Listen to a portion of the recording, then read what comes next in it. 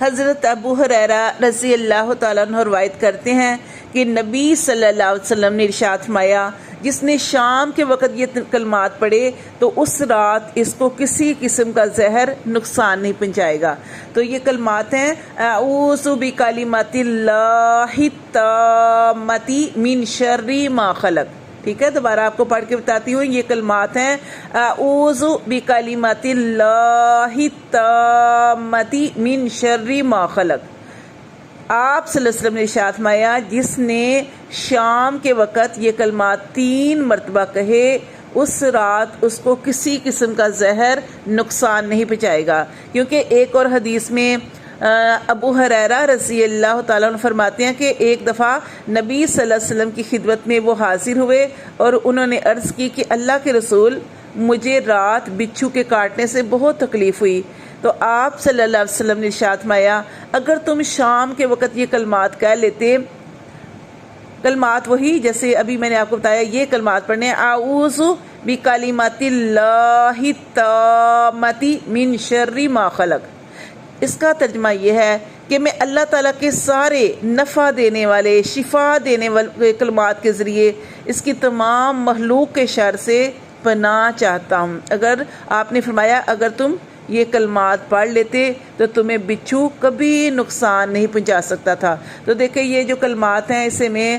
نبی صلی اللہ علیہ وسلم کی حدیث سے یہ پتہ چلا کہ ان کلمات کو 3 مرتبہ صبح اور 3 مرتبہ ہمیں شام کو پڑھنا چاہیے۔ کیونکہ یہ دیکھیں چھوٹے سے کلمات ہیں، دوبارہ پڑھ لیتی ہوں، اعوذ بکلمات اللہ التامۃ من شر ما خلق۔ تو دیکھیں یہ چھوٹے سے کلمات ہیں، ان کو پڑھنے کا معمول بنائیں، اپنی زندگی کا حصہ بنائیں کہ اگر کوئی چیز جو ہے اس نے کاٹ بھی لیا تو اس کا زہر جو ہے وہ ہمیں نقصان نہیں پہنچائے گا، کیونکہ یہ فرمان ہمارے نبی صلی اللہ علیہ وآلہ وسلم کا ہے، اور نبی صلی اللہ علیہ وآلہ وسلم نے جو بات فرما دی وہ حق ہے، وہ سچ ہے۔ ہمیں اپنی بات کا، اپنے کہے کا یقین نہیں ہے، لیکن ہمیں اپنے نبی صلی اللہ علیہ وآلہ وسلم کی ہر بات پہ یقین ہے۔ اتنا ہی یقین ہے کہ جتنا حضرت ابو بکر صدیق رضی اللہ تعالی عنہ کو یقین تھا کہ جب ابو جہل ان کے گھر گیا تھا اور ابو جہل نے جا کے ابو بکر صدیق رضی اللہ تعالی عنہ سے کہا تھا کہ کوئی بندہ رات کے کچھ حصے میں آسمانوں کی سیر کر کے واپس آ سکتا ہے، تو ابو جہل نے کہا جب یہ بات، تو اس وقت ابو بکر صدیق رضی اللہ تعالیٰ عنہ نے کہا کہ نہیں، ایسے نہیں ہو سکتا۔ لیکن جب ابو جہل نے یہ بات کہی کہ یہ بات تیرے صاحب محمد صلی اللہ علیہ وسلم تمہارے ساتھی کر رہے ہیں، تو پھر حضرت ابو بکر صدیق نے ذرا نہیں سوچا اور فوراً بول اٹھے کہ اگر یہ بات ہمارے نبی صلی اللہ علیہ وآلہ وسلم نے ارشاد فرمائی ہے تو یہ سچ ہے۔ تو ہمیں ایسے ہی نبی صلی اللہ علیہ وآلہ وسلم کی ہر بات پہ مکمل یقین ہے۔ وہ چیز ہمارے اندر ہے نہیں ہے، لیکن جو بات ہمارے نبی صلی اللہ علیہ وسلم نے فرما دی ہے اس کے اوپر ہمارا پکا یقین ہے، اور یہی یقین ہے کہ جو ہمیں انشاءاللہ تبارک و تعالیٰ جیسے جو بھی آپ سے کا ہم فرمان سنیں گے، بات سنیں گے اور اس کو پڑھیں گے، اس پر عمل کریں گے، انشاءاللہ تبارک و تعالیٰ ہمیں کوئی بھی چیز جو ہے وہ نقصان نہیں پہنچائے گی۔ جیسے آپ صلی اللہ علیہ وسلم نے دعائیں بتائی ہیں، انشاءاللہ تبارک و تعالیٰ ہم دعاؤں کا اہتمام کریں گے، اور یہ ساری چیزوں کا فائدہ ہمیں ہے۔ دیکھیں جب ہم اپنے گھر سے نکلتے ہیں تو نبی صلی اللہ علیہ وسلم نے ارشاد فرمایا کہ اپنے گھر سے باہر نکلو تو دعا پڑھو، بسم اللہ توکلت علی اللہ، بسم اللہ، اللہ کے نام سے، توکلت علی اللہ، اس پر بھروسہ کر کے میں اپنے گھر سے نکلتی ہوں، لا حول ولا قوت الا باللہ، کہ اس سے بڑی طاقت اور قوت کوئی بھی نہیں ہے۔ یعنی اللہ تعالیٰ حفظ و امان میں رکھے گا۔ ایک دعا پڑھی ہے، دعا پڑھ کے اپنے گھر سے نکلے ہیں، اللہ تعالیٰ آپ کو اپنے حفظ و امان میں رکھے گا، آپ کو سلامتی کے ساتھ جو سفر ہے، جس طرح آپ نکلے ہیں، اللہ تعالیٰ سلامتی کے ساتھ آپ کو گھر میں دوبارہ لے کے آئے گا۔ اپنے گھر میں داخل ہوں تو سلام کر کے داخل ہوں، اپنے گھر میں داخل ہوں، کوئی گھر میں ہے یا نہیں ہے تو سلام کر کے بسم اللہ پڑھ کے اپنے گھر میں داخل ہوں، تو شیطان آپ کے ساتھ داخل نہیں ہو سکے گا۔ دیکھنا کتنی پیاری بات ہے کہ جب ہم کھانا کھانے لگتے ہیں تو ہمارے نبی صلی اللہ علیہ وسلم نے ارشاد فرمائی نا یہ بات کہ آپ کھانا کھانے لگے ہو تو آپ اللہ کا نام لے لو، بسم اللہ پڑھ لو، ٹھیک ہے، بسم اللہ پڑھ لو، بسم اللہ پڑھ کے کھانا کھاؤ۔ تو جب آپ بسم اللہ پڑھ کے کھانا کھائیں گے تو کھانا جو ہے جیسے ہی آپ کے اندر جائے گا وہ نور بنے گا، آپ کے اندر اچھی عادات پیدا ہوں گی۔ لیکن اگر آپ کھانا شروع کر لیتے ہیں، آپ نے بسم اللہ نہیں پڑھی، آپ کا کھانا شیطان کھا جاتا ہے۔ تو اس لیے کھانا آپ نے کھا رہے ہیں اور آپ نے دعا نہیں پڑھی، بسم اللہ نہیں پڑھی، تو آپ بسم اللہ وعلی برکت اللہ پڑھ لے۔ اگر آپ کو بسم اللہ پڑھنی بھول گئی ہے تو آپ نے کیا کرنا ہے، آپ کو جب بھی یاد آیا، یہاں تک کہ آپ کا آخری لقمہ رہ گیا اور آپ کو یاد آیا کہ آپ نے بسم اللہ نہیں پڑھی، تو آپ جو دعا ہے نا، بسم اللہ اولہ و آخرہ، آپ اس کو پڑھ لے، تو وہ شیطان نے جتنا بھی کھانا کھایا ہوگا وہ اس کو کہہ آ جائے گی اور وہ کھانا اس کے لیے، یعنی کہ اس کے لیے نہیں ہوگا۔ تو یہ آپ نے یہ اہتمام کرنا ہے کہ آپ کے فرمان کو، ہر بات کو سچا جاننا ہے اور پھر آپ نے اس طریقے پر عمل کرنا ہے، کیونکہ نبی صلی اللہ علیہ وسلم نے ارشاد فرمایا کہ میں تمہارے اندر 2 چیزیں چھوڑ کے جا رہا ہوں، اگر تم اس کو مضبوطی سے پکڑ لو گے تو کامیاب ہوگے۔ تو آپ نے فرمایا تھا کہ ایک قرآن مجید ہے اور دوسرا میرا عمل ہے، حدیث ہے، ٹھیک ہے، میرا فرمان ہے۔ تو یہ دونوں چیزیں میں آپ جو چھوڑ کے جا رہا ہوں، تو جو بھی اس کو پکڑے گا وہ کامیاب ہو جائے گا۔ تو اللہ تعالیٰ ہمیں نبی صلی اللہ علیہ وسلم کی جو ان کی سنت طریقے تھے یا جو آپ صلی اللہ علیہ وسلم نے عمل کیے، اللہ تبارک و تعالیٰ ہم سب کو بھی اسی طریقے پر کرنے کی توفیق عطا فرمائے اور اللہ تعالیٰ ہمیں قبول اور منظور فرمائے۔ تو آپ نے چھوٹی چھوٹی دعائیں ہیں ان کا اہتمام کرنا ہے۔ تو جیسے ہم نے یہ دعا پڑھی ہے تو اسی طرح آپ نے فرمایا نا کہ کوئی چیز جو ہے وہ نقصان نہیں پہنچا سکتی، تو چلے یہ ایک دفعہ دوبارہ پڑھ لیتے ہیں، اعوذ بکلمات اللہ التامۃ من شر ما خلق۔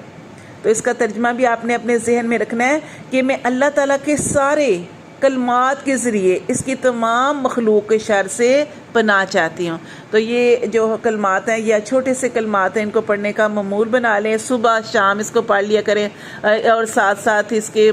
جو دعائیں ہیں سونے کی، جاگنے کی، ان کا اہتمام کریں، واش روم میں جانے کی، نکلنے کی، گھر سے باہر نکلنے کی، اگر آپ کسی سواری پہ سوار ہو رہے ہیں اس کی دعا جو ہے وہ یاد کریں، گھر میں داخل ہوئے ہیں تو جو ہے سلام کر کے بسم اللہ پڑھ کے اپنے گھر میں داخل ہوں۔ تو یہ شیطان جو ہے نا ہمارے رستے میں بیٹھا ہوا ہے، کیونکہ اس نے قسمیں کھا کے اللہ تعالیٰ سے کہا تھا نا کہ اس نے مہلت مانگی ہوئی ہے، اور اس نے کہا کہ اللہ مجھے مہلت دے، جب تک یہ دنیا قائم رہے گی مجھے اس ٹائم تک مہلت دے اور میں تیرے بندوں کو گمراہ کرتا رہوں گا، میں تیرے بندوں کو سیدھی راہ سے ہٹاتا رہوں گا۔ لیکن اللہ تعالیٰ نے اتنی پیاری بات ارشاد فرمائی، اللہ تعالیٰ نے ارشاد فرمایا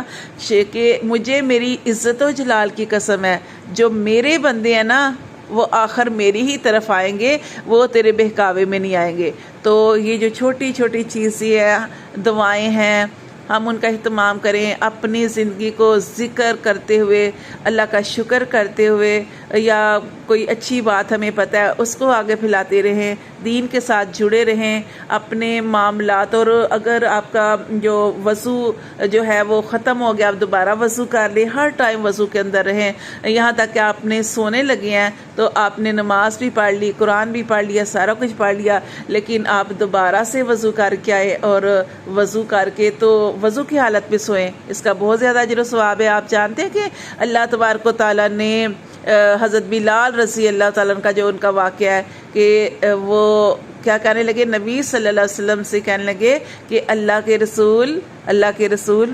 میرا جنت میں کیا مقام ہے؟ تو آپ صلی اللہ علیہ وسلم نے ارشاد فرمایا کہ تم جنت میں مجھ سے بھی پہلے جاؤ گے، کیونکہ دیکھیں نا حضرت بلال رضی اللہ تعالیٰ عنہ ایک غلام تھے، آپ صلی اللہ علیہ وسلم نے ان کے ساتھ کتنا تعاون کیا جب وہ چکی، حالانکہ ان کو نہیں پتا تھا کہ آپ صلی اللہ علیہ وسلم جو ہیں اللہ کے نبی، آپ صلی اللہ علیہ وسلم میری مدد کر رہے ہیں، کہ جب حضرت بلال رضی اللہ تعالیٰ عنہ چکی چلاتے تھے اور آپ صلی اللہ علیہ وسلم نے 3 دن آ کر ان کے ساتھ چکی چلائی، اور حضرت بلال رضی اللہ تعالیٰ عنہ کے جو مالک تھا بڑا سخت تھا، ان کے ہاتھ جو تھے وہ درد ہوتے تھے، خون نکلنا شروع ہو گیا تھا، لیکن حضرت آپ صلی اللہ علیہ وسلم نے ان کی مدد کی۔ تو یہ آپ صلی اللہ علیہ وسلم کا حسن سلوک ہی تھا کہ جس نے حضرت بلال رضی اللہ تعالیٰ عنہ کو جو تھا کلمہ پڑھنے پر مجبور کر دیا تھا۔ تو حضرت بلال رضی اللہ تعالیٰ پھر اس قدر اسلام میں آئے، جب پختہ ہوئے اور جب ان کو مارا جاتا تھا، اور لیکن انہوں نے کہا کہ انہوں نے کلمہ پڑھ لیا، تو ان کو سزائیں دینے والے، مارنے والے وہ تھک جاتے تھے، لیکن وہ اس بات سے وہ کہتے تھے کہ آپ نا ایک اللہ کے ہونے کا جو کہتے ہیں نا کہ اللہ ایک ہے، اس بات کو چھوڑ دیں۔ لیکن حضرت بلال رضی اللہ تعالیٰ عنہ جو تھے وہ کہتے تھے کہ نہیں، میں نہیں چھوڑوں گا، کیونکہ میرا رب مجھے آزما رہا ہے کہ جیسے انسان بازار جاتا ہے تو پیالہ لیتا ہے نا مٹی کا، تو اس کو بجا کے دیکھتا ہے اچھی طرح سے یہ کچا ہے کہ پکا، تو ایسے میرا رب دیکھ رہا ہے، میرے رب یہ دیکھ رہا ہے کہ بلال محبت میں کچا ہے کہ پکا۔ سبحان اللہ۔ تو پھر وہ کیا تھا کہ حضرت بلال رضی اللہ تعالیٰ کو بھی تو اللہ تعالیٰ کے نبی نے تسلیاں دینی تھی، اور تسلیاں نہیں بلکہ انہوں نے اتنی پیاری بات ارشاد فرمائی کہ اے بلال تم مجھ سے بھی پہلے جنت میں جاؤ گے۔ تو حضرت بلال رضی اللہ تعالیٰ عنہ فرمانے لگے کہ اللہ کے رسول نہیں، میں آپ سے پہلے کیسے جنت میں جاؤں گا؟ تو آپ صلی اللہ علیہ وسلم نے ارشاد فرمایا کہ اس لیے بلال کہ جو میری سواری کی جو ہے مہار جو ہے وہ تمہارے ہاتھ میں ہوگی، اور جس کے ہاتھ میں ہوتی ہے وہ پہلے جنت میں جاتا ہے۔ تو دیکھیں آپ صلی اللہ علیہ وسلم سے محبت کر کے فائدہ ہے۔ آپ صلی اللہ علیہ وسلم جو ہیں ہمارے لیے دنیا میں دعائیں کرتے رہے، روتے رہے، دعائیں کرتے رہے، اپنی امت کی فکر کرتے رہے، تو پھر ہم کیوں نہ اپنے نبی صلی اللہ علیہ وسلم سے محبت کریں کہ ان کے طریقوں کو اپنائیں، اور جو دعائیں ہمیں وہ بتا گئے ہیں ان کا اہتمام کریں، کیونکہ یہ واحد ہستی ہیں کہ جب ہمارے والدین جب کوئی بھی کام نہیں آئے گا تو اس وقت جو ہے صرف ایک ہی ہستی کام آئے گی، اور وہ نبی صلی اللہ علیہ وآلہ وسلم ہی ہے۔ کہ آپ صلی اللہ علیہ وسلم نے ارشاد فرمایا تھا کہ میں کبھی تمہیں پل صراط سے بچا کے لے کے آؤں گا، میں تمہارے کیوں کسی صحابی نے کہا کہ اللہ کے رسول آپ کہاں ہوں گے؟ تو آپ سے نے ارشاد فرمایا کہ جب تمہارے اعمال تولے جا رہے ہوں گے تو ان کو وزنی کرانے میں چلا جاؤں گا، جب تم پل صراط پہ کھڑے ہوگے تو تمہیں بچانے میں چلا جاؤں گا، میں تمہیں جہنم سے چھڑا کے لے کے آؤں گا، بچا کے لے کے آؤں گا۔ تو آپ صلی اللہ علیہ وسلم اس قدر ہمارے ساتھ مخلص، پیار کرنے والے، اپنی امت کی فکر کرنے والے، تو ہم جو ہیں اپنے نبی صلی اللہ علیہ وسلم کی ہر بات کو، ہر فرمان کو جو ہے اپنی سر آنکھوں پہ رکھتے ہیں، اور ان پر عمل کرنے کی ہمیں پوری کوشش کرنی چاہیے، کیونکہ شیطان کا کام بہکانا ہے، رستے سے ہٹانا ہے، لیکن ہم نے شیطان کو راضی نہیں کرنا، ہم نے اپنے رب کو راضی کرنا ہے، اور اللہ کے رسول